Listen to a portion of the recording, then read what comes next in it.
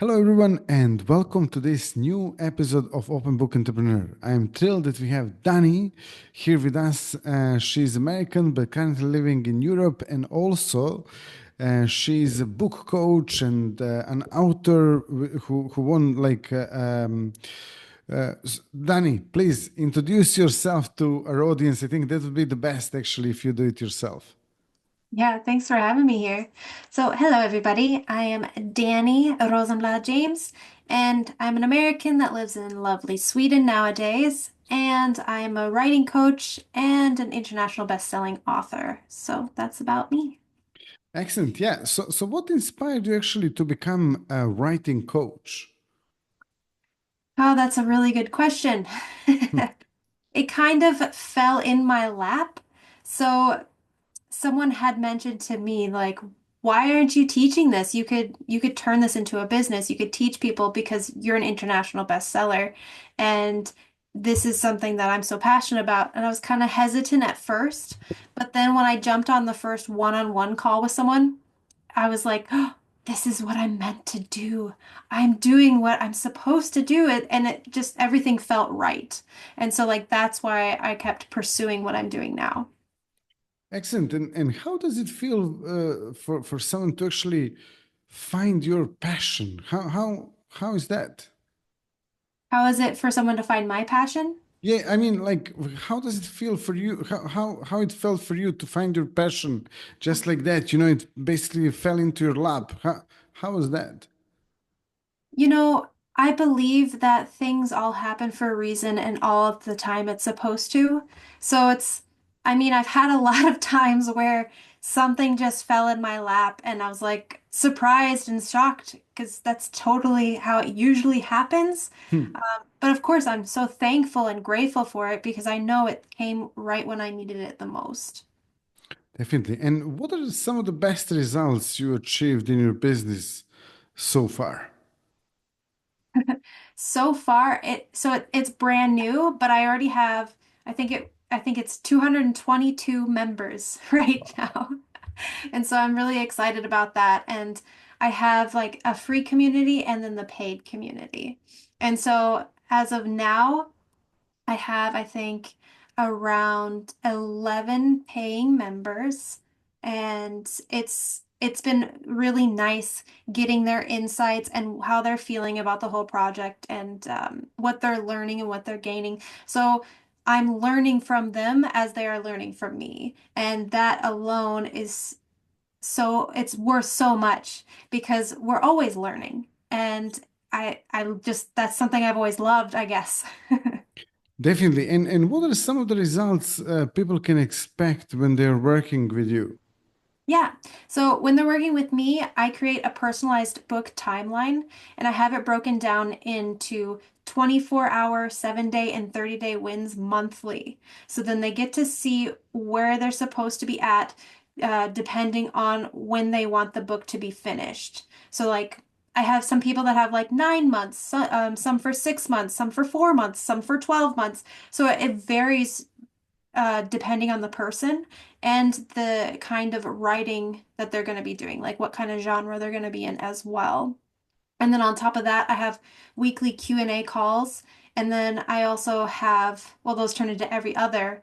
And now the every other days are also going to be where they get to promote themselves. So they learn and get to feel how it is to do that.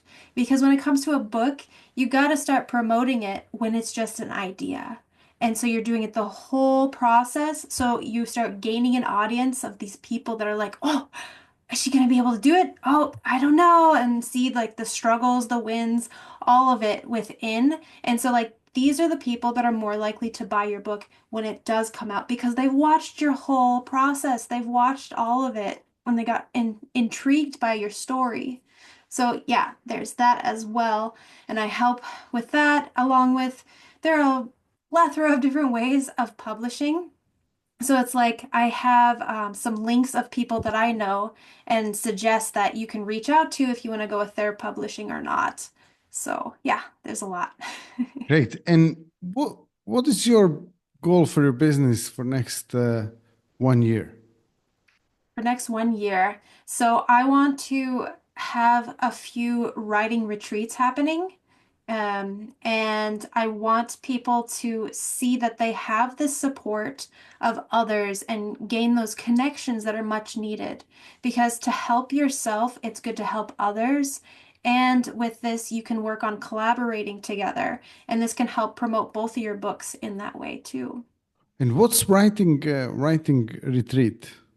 So a writing retreat would be like people go to this place. It can be near them or really far away, and they go there to focus on writing. So it's like there might be writing workshops, there will probably be some yoga involved. And then they would also have like me, so they can just come to me if they have any questions, concerns. They can learn different writing styles as well. So it really depends. Like the one I've been looking at that I've been eyeballing is actually in Estonia, and it's like a Viking village. Hmm. So it's like it would have a theme. It would be like a Viking theme. So people would go there, they'd get the feel of it and everything.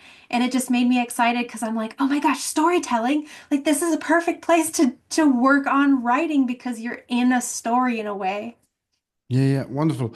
And so, what are some of the tips that you can share with our audience if they're thinking about writing a book?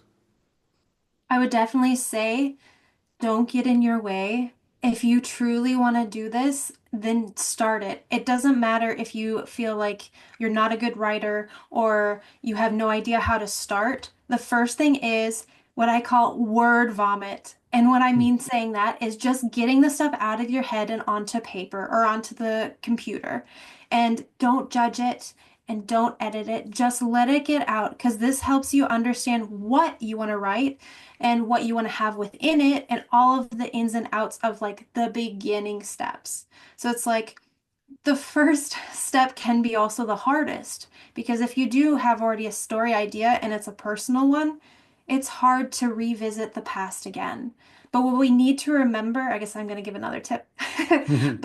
Need to remember is when we are writing about the past, that's what it is. It's in the past. It's not your present anymore. So become aware of that while you're doing that, and it'll be a lot easier to take it on.